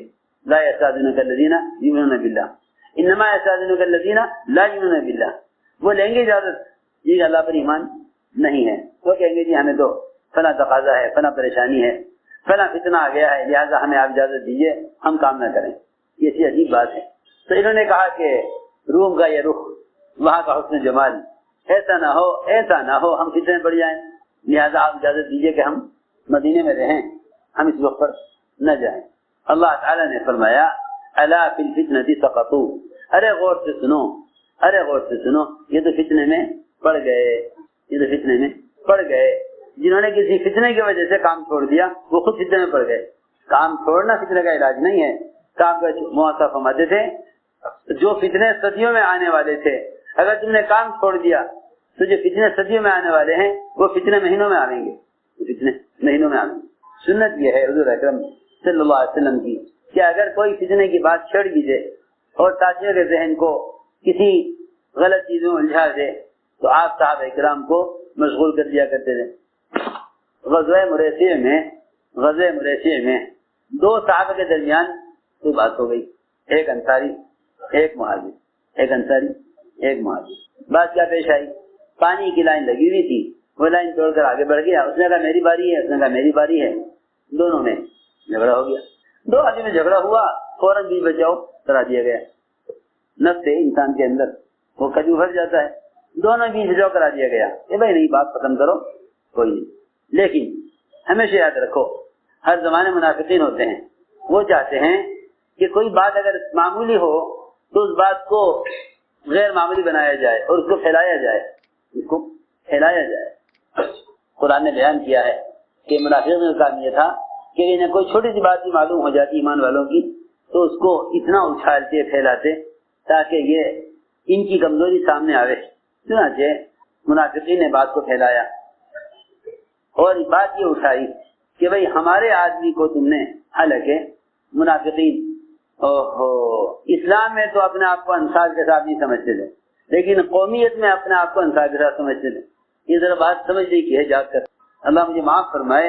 اس زمانے میں بھی مسلمانوں کا مزاج یہ ہے کہ جہاں قومیت کا مسئلہ آ جائے گا وہاں ساتھ ہو جائیں گے، اور جہاں دعوت کا مسئلہ آئے گا وہاں الگ ہو جائیں گے۔ دین اور دعوت میں تو الگ، اور قومیت میں ایک۔ قومیت کی وجہ سے اتحاد عصبیت ہے، قومیت کی وجہ سے اتحاد ہونا عصبیت ہے، اور دین کی وجہ سے اتحاد ہونا یہ اصل حقیقی محبت ہے، کیونکہ ایمان اعمال صالحہ پر جو لوگ مجتمع ہوں گے ان کے درمیان اللہ محبتیں پیدا کریں گے. سنو دھیان سے بات. قومیت کی وجہ سے متحد ہونا عصبیت ہے، اور دین کے لیے متحد ہونا یہ دین کی نصرت ہے. یہ دین کی نصرت ہے کہ تم دین کی وجہ سے متحد ہو. دین کی وجہ سے متحد ہونا دین کی نصرت ہے، اور قوم کی وجہ سے متحد ہونا عصبیت ہے. میں بہت ضروری بات کہہ گیا، اس کو غور کرنا چاہیے.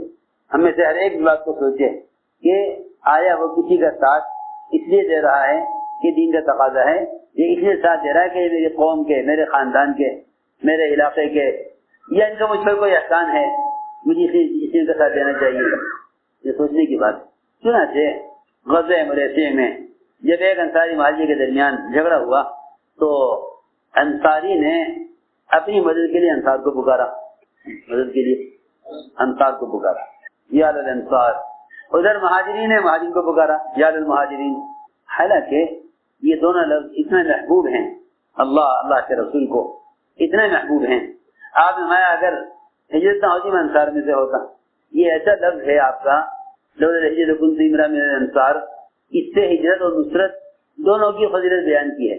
دونوں کی. لولا الہجرت، ہجرت نہ ہوتی تو انصار میں سے ہوتا. یہ ایسا بلیغ لفظ ہے، ایسا بلیغ جملہ ہے کہ اس میں ہجرت اور نصرت دونوں کی فضیلت کو بیان کر دیا. اگر ہجرت نہ ہوتی تو میں انصار میں سے ہوتا. انصار میں اس لیے نہیں ہوں کہ ہجرت ہے، کہ ہجرت کی فضیلت ہے. ہجرت کی فضیلت ہوتی تو انصار میں سے ہوتا. اس لفظ نے دونوں کی فضیلت کو ایسا ایک دوسرے بڑھا دیا کہ دونوں کی فضیلت قائم ہو گئی. تو جب انصاری نے کہا یا للانصار تو اس نے پکارا انصاری کو اپنی مدد کے لیے. مہاجر نے کہا یا للمہاجرین، اس نے پکارا مہاجرین کو اپنی مدد کے لیے. اس نے پکارا اپنی مدد کے لیے. یہی لفظ یا للانصار یہ آپ نے پکارا احد کے میدان میں دین کی مدد کے لیے تو انصار جمع ہو گئے. انصار آسبا جمع ہو گئے. یہی لفظ انصاری نے پکارا اپنی مدد کے لیے تو آپ نے فرمایا یہ تو بڑا بدبودار لفظ ہے. یہ تو بڑا، یعنی آپ دیکھیں نا روایت، انصاری نے کہا یا للانصار، فرمایا بدبودار لفظ ہے، اور یہ زمانے جاہلیت کی پکار ہے. زمانے جاہلیت میں کہا انصار نے فرمایا کہ یہ زمانے جاہلیت کی پکار ہے، زمانے جاہلیت کی پکار ہے، اور یہ بڑا بدبودار لفظ ہے. معلوم ہوا کہ جب اپنی ذات کے لیے پکارا، اپنی مدد کے لیے، تو یہ لفظ بدبودار ہو گیا. اور یہی لفظ پکارا گیا دین کی خدمت کے لیے تو یہ لفظ اللہ تعالیٰ کے ہاں محبوب ہو گیا. عجیب واقعات ہیں یہ. اس سے ہمیں اصول ملتے ہیں کہ ہم ایک دوسرے کی مدد، ایک دوسرے کا ساتھ کس بنیاد پر دیں. اگر دین کے لیے حمایت کرو گے تو امت مجتمع رہے گی، اور اگر کسی کی ذات کے لیے حمایت کرو گے تو گروپ بنیں گے. بھائی آپ کس کے ساتھ ہیں؟ ہم ان کے ساتھ. ہم ان کے ساتھ ہیں. کیوں؟ کہ ہمارا ذاتی تعلق ان سے ہے. نماز ایک ایسا فریضہ ہے جس میں سارے تعلقات کو منقطع کر کے اللہ کے سامنے سب کو ایک صف میں جمع ہونا ہے. یہ کہہ نہیں سکتے کہ یہ مسجد آپ کی ہے، مسجد ہماری ہے. جب مسجد کے اندر کی صفیں نہیں تقسیم ہو سکتی، مسجد کے اندر کی صفیں نہیں تقسیم ہو سکتی تو مسجد تقسیم ہو سکتی؟ بولو مسجد کے اندر کی صفیں تقسیم نہیں ہو سکتی. صف اول کی فضیلت ایسی بتائی سب کو کہ ایک فقیر، ایک غریب، مالدار، ایک عالم، ایک جاہل، ہر ایک کے لیے صف اول کی فضیلت. آپ نے فرمایا اگر تم جان لو صف اول میں کیا ہے تو تم آپس میں ایک دوسرے کا مقابلہ کرو اور ایک دوسرے سے لڑو صف اول میں پہنچنے کے لیے. تمہارے درمیان تلواریں چلیں کہیں کے لیے؟ صف اول میں جگہ لینے کے لیے. اگر جان لو کہ صف اول میں کیا ہے، کیا مقصد تھا اس سے؟ اس کا مقصد یہ تھا کہ اللہ تعالیٰ کے سامنے دعوت اور عبادت میں بلا تفریق جمع ہو جاؤ. بلا تفریق جمع ہو جاؤ. دعوت اور عبادت یہ دو ایسے کام ہیں کہ جس میں امت سے بلا تفریق جمع ہونا چاہیے. ہم تجارت فلاں سے کرتے ہیں، فلاں کے ساتھ نہیں کرتے، تمہیں اختیار ہے. ہم شادی فلاں قبیلے میں کرتے ہیں، فلاں قبیلے میں نہیں کرتے، تمہیں اختیار ہے. ہم سبب فلاں کے ساتھ کرتے ہیں، فلاں کے ساتھ نہیں کرتے، تمہیں اختیار ہے.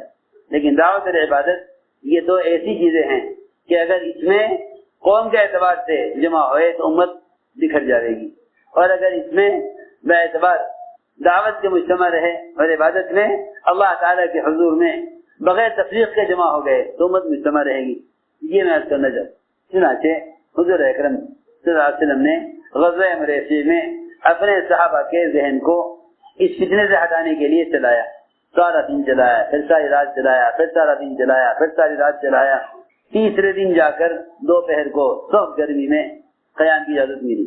صحابہ اتنے تھک گئے تھے کہ اونٹ سے اترنے کی ہمت نہیں تھی، ایسے بدن شل ہو گئے تکان سے کہ صحابہ اونٹ سے اترنے کی ہمت نہیں تھی. صحابہ ریت پر اونٹوں سے گرے اور گرم ریت پر لیٹ کر سو گئے. گرم ریت، دھوپ کا وقت، گرم ریت پر لیٹ کر سو گئے. اتنے تھکے ہوئے تھے کہ اونٹ سے اترنے کی ہمت نہیں تھی. روایت میں ہے اونٹوں سے گرے نیچے اور ریت پر لیٹ کر سو گئے. آپ نے اس لیے کیا تاکہ جو بات ہمارا موضوع نہیں ہے اس سے اپنے صحابہ کے ذہن کو ہٹانا ہے. یہ ہمیں اصول ملا کہ جب تم دیکھو کہ کوئی بات کام کے موضوع سے ہٹ کر آ گئی ہے تو تم اپنے کام کی مشغولی کو بڑھا دو. اور میں سمجھتا ہوں کہ سارے فتنے اس لیے پیدا ہوئے کہ جو اصل کام تھا اسرائی دعوت، جس میں اللہ تعالیٰ کی طرف سے غیبی مدد تھی، ساتھیوں نے اس کو اہمیت نہیں دی. اس کو اہمیت نہیں دی. غیر اہم کیا بلکہ جو چیز موضوعی نہیں ہے ہمارا اس کو تو اہمیت دے دی، اور جو اصل کام تھا اس کو چھوڑ دیا. تو ساری بات کا خلاصہ یہ ہے کہ اللہ تعالیٰ کی غیبی نصرتیں وہ اسرائی دعوت کے ساتھ ہیں. غیبی نصرتیں اسرائی دعوت کے ساتھ. یہ سارے واقعات اس لیے بیان کیا کرو تاکہ خود ہمارے دل میں دعوت پر آنے والی غیبی مددوں کا خود یقین پیدا ہو. اس لیے کہ اس یقین سے احتساب پیدا ہوگا اور اللہ تعالیٰ اپنے بندے کے گمان کے ساتھ ہیں. تم جیسا اللہ سے گمان کرو گے اللہ تمہارے ساتھ ویسا ہی معاملہ کریں گے. اللہ کے ساتھ جیسا گمان ہوگا ویسا ہی اللہ کی طرف سے ایسا ہی معاملہ ہوگا. اس لیے اس کام میں آگے بڑھنے کے لیے ہر ایک کے پاس ہر ایک کے لیے میدان محنت ہے. کسی کا آگے بڑھنا پیچھے ہٹنا کسی کی ذات پر موقوف نہیں ہے. لوگ شکایت کرتے ہیں کہ ہمیں پیچھے کر دیا. لوگ شکایت کرتے ہیں فلاں کو آگے بڑھا دیا اور شکایت کرتے کہ فلاں کو پیچھے کر دیا. ہائے تم کوئی جنازے ہو کہ تمہیں کوئی آگے بڑھا دے تمہیں کوئی پیچھے ہٹا دے. وہ تو جنازے کے بارے میں ہے کہ جنازہ کہتا ہے قدمونی مجھے آگے بڑھاؤ. وہ بھی اگر نیک ہو تو نیک جنازہ بھی خود نہیں چلتا. نیک جنازہ کہتا ہے کہ مجھے آگے بڑھاؤ. وہ اس لیے کہتا ہے کہ اس میں خود چلنے کی صلاحیت نہیں ہے. ہاں خود چلنے کی صلاحیت نہیں ہے. بادشاہ کا جنازہ ہو یا فقیر کا وہ لوگوں کے کندھوں پر ان کی مدد سے پہنچایا جاتا ہے. کسی کا بھی جنازہ ہو کہ وہ لوگوں کے سہارے سے چلتا ہے. اس لیے لوگوں کے سہارے سے چلنا یہ اپنے اندر چلنے کی استعداد نہ ہونے کی علامت ہے. کیونکہ مخلصین وہ ہوتے ہیں جو کسی کے پوچھے جانے کے منتظر نہیں ہوتے. کوئی پوچھے ہمیں پوچھے، مخلصین وہ نہیں ہوتے جو پوچھے جانے کے منتظر ہوں. جی ہاں، اس لیے فرمایا کہ اپنے آپ کو اپنی ذمہ داری کے ساتھ لے کر چلو. فرمایا لا تکونوا امعاً، کہ امعاء نہ بنو. پوچھا گیا ابن مسعود رضی اللہ تعالیٰ عنہ سے کہ امعاء کیا ہے؟ فرمایا کہ امعاء یہ ہے کہ بھائی لوگ اگر حق پر ہیں تو ہم حق پر ہوں گے اور لوگ اگر باطل پر ہوں گے تو ہم باطل پر ہوں گے. ہم تو لوگوں کے ساتھ ہیں، ہم تو لوگوں کے ساتھ ہیں. نہیں، بلکہ حق کو خود سمجھنا چاہیے اور خود اپنی ذات سے حق پر قائم ہونا چاہیے. اس لیے اس کام میں آگے بڑھنا ہر آدمی کا اپنا میدان محنت ہے. جس طرح پرندہ فضا میں اپنے پروں سے ترقی کرتا ہے، جس طرح پرندہ فضا میں اپنے پروں سے ترقی کرتا ہے اور وہاں کوئی اس کو سہارا نہیں دیتا. بالکل دعوت کے ساتھ ہجرت اور نصرت یہ دو بازو ہیں. ہر آدمی اپنی کوشش سے آگے بڑھے، ان ضابطوں پر آئے جن پر اللہ تعالیٰ کی طرف سے قبولیت کے فیصلے ہوتے ہیں. ورنہ کسی بڑے کا قرب مل جانا قبولیت کی علامت نہیں ہے. کسی بڑے کا قرب مل جانا قبولیت کی علامت نہیں ہے. عمر رضی اللہ تعالیٰ بیٹھے ہوئے تھے اکیلے. دو آدمی آئے، سہیل بن عمرو حارث بن ہشام. دونوں عمر کے دائیں بائیں بیٹھ گئے اور کہنے لگے ہمیں تو وہ مقام مل گیا کہ اب یہاں پہنچ گئے ہیں، یہاں سے کہیں نہیں جا سکتے. تھوڑی دیر میں انصار مہاجرین آئے، علاقوں سے محنت کر کے وقت پورا کر کے. حضرت عمر رضی اللہ تعالیٰ کو ان لوگوں سے کارگزاری سننے کا شوق کی میں فرمایا کرتے تھے کہ جب تک میں تمہاری کارگزاری نہ سن لوں اس وقت تک مجھے اپنے بتائے ہوئے کام پر اطمینان نہیں ہوگا اور میرا کام پورا نہیں ہوگا جب تک میں کارگزاری نہ سن لوں. جب یہ آئے انصار مہاجرین تو عمر نے فرمایا سہیل ذرا پیچھے ہٹو. انہیں آگے بلایا. ادھر بیٹھے حارث بن ہشام کہا حارث پیچھے ہٹو، ان لوگوں کو آگے لاؤ. انہیں برا لگا، خیر پیچھے ہٹ گئے. ذرا پیچھے ہٹے تھے اور لوگ آ گئے. انہوں نے کہا بھائی صاحب آپ کون ہیں، کہاں سے آئے؟ لے کے کام کے میدان میں تو تھے نہیں، نہ خروج میں، نہ گشت میں، نہ ملاقاتوں میں، نہ کام کے تقاضوں میں، کہیں بھی نہیں. تعلق ہے حضرت عمر سے دیکھو تو صحیح، اس زمانے میں امیر المؤمنین سے تعلق کے باوجود پیچھے ہٹنا پڑا. آج اس زمانے میں اگر کوئی کام سے ہٹ کر ذاتی تعلقات کی وجہ سے آگے بڑھنا چاہے تو کہاں گنجائش ہوگی؟ عجیب قصہ ہے. دونوں پیچھے ہٹ گئے اور آئے انصار مہاجرین، ہر ایک آگے ان کے پیچھے ہٹاوے، یہاں تک کہ یہ دونوں کمرے سے باہر نکل گئے. کمرہ خالی ہو گیا، کمرہ بھر گیا ان سے آنے والوں سے. یہ دونوں باہر نکل گئے. باہر نکل کر کہا ایک دوسرے سے دیکھو آج ہمارے ساتھ کیا ہوا، ہم کہاں تھے اور ہم یہاں سے باہر نکال دیے گئے، یہاں سے باہر نکال دیے گئے. لیکن وہ بھی اس زمانے کے لوگ تھے، صاف دل تھے، اپنے آپ کو متہم کرتے تھے، اپنی خطا مانتے تھے کہ غلطی ہماری ہے، غلطی ہماری ہے.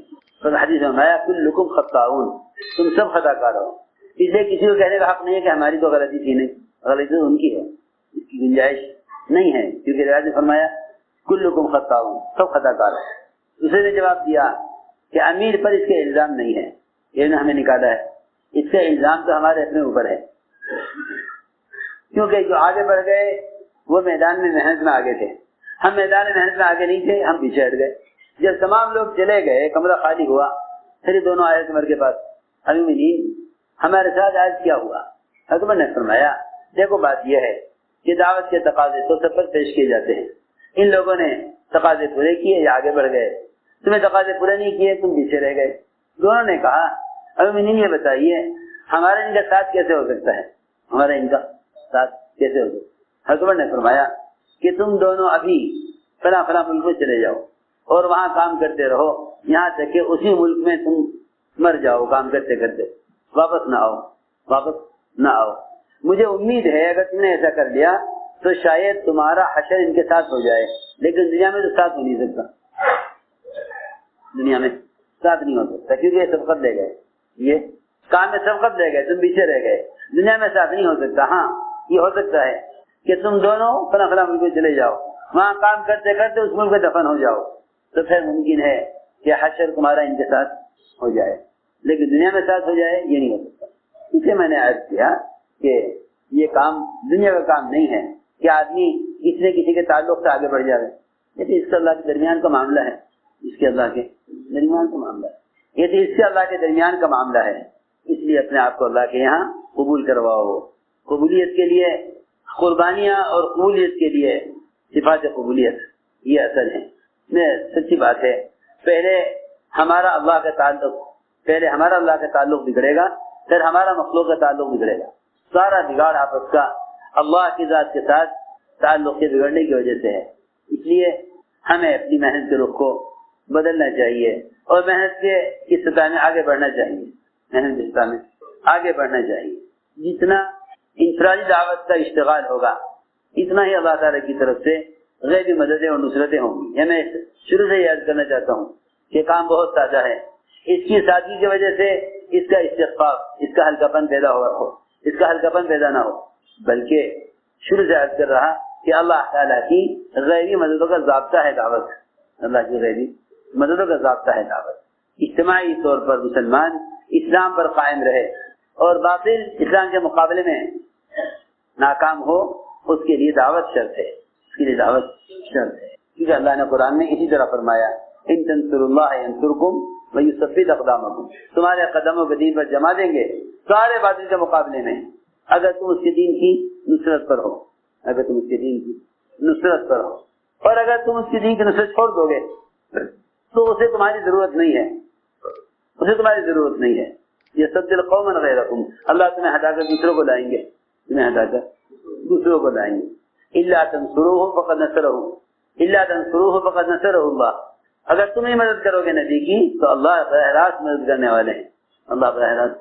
سوچنے کی بات ہے آپ صلی اللہ علیہ وسلم کو ازواج مطہرات نے شہد پینے سے روکا، آپ کو ازواج مطہرات نے شہد پینے سے روکنا چاہا حضرت زینب کے یہاں، تاکہ آپ زینب کے یہاں زیادہ تاخیر نہ کریں ہر ایک کو، اور وہی محبت میں روکا، وہ بھی محبت میں روکا.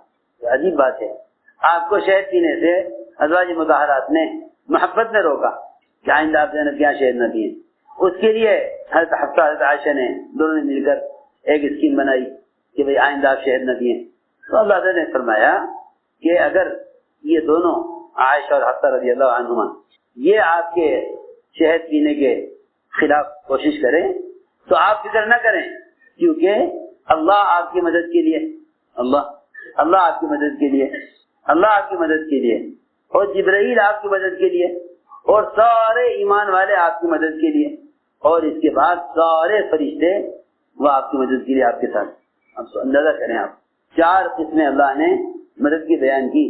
اگر آپ کے شہد پینے کے خلاف آپ کی عائشہ اور حفصہ رضی اللہ عنہما آپ کے شہد پینے کے خلاف کوشش کریں تو پھر اللہ آپ کے مددگار، ان اللہ هو مولا و جبرائیل وصالح المؤمنین والملائکۃ بعد ذلک ظہیر۔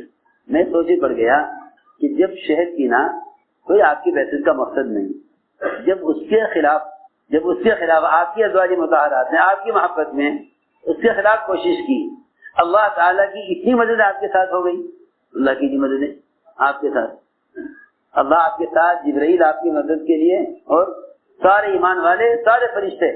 تو جس کام کے لیے آپ کو بھیجا گیا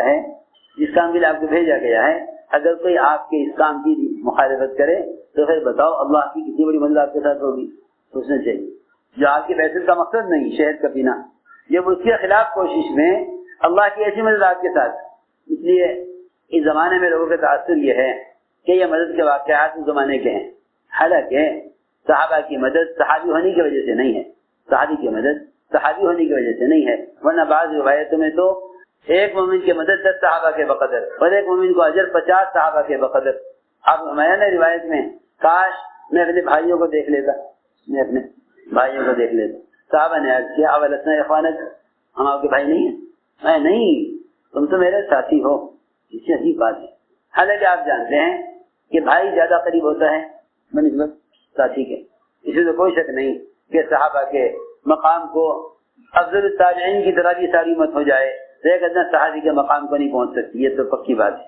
لیکن بعد میں آنے والوں کو آپ نے بھائی کہا، اور صحابہ سمجھتے تھے کہ بھائی ہونا زیادہ اونچا درجہ ہے، اسے صحابہ نے کہا ولسنا اخوانک، کیا ہم آپ کے بھائی نہیں ہیں؟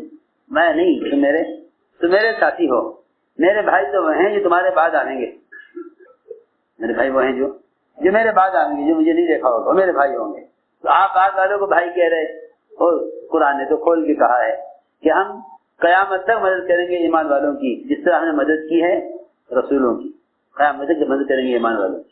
اس لیے میرے دوستوں عزیزوں، ان واقعات کا بیان کرنا اپنے اندر یعنی دعوت کی عظمت اور اس کی اہمیت کو تازہ کرنے کے لیے، اور یہ غیب الصدق کے ضابطے امت کو بتانے کے لیے ہیں۔ میں اس لیے کہہ رہا تھا کہ صحابہ کا واقعات صرف صحابہ کے تعلق کے لیے نہیں ہے، بلکہ صحابہ کے غیب الصدق کے واقعات امت کو مدد کے ضابطے بتانے کے لیے ہے، امت کو مدد کے ضابطے بتانے کے، کیا مدد کے ضابطے ہیں۔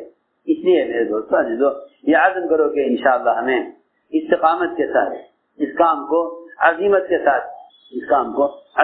ساتھ اور کام کی سطح کو آگے بڑھاؤ۔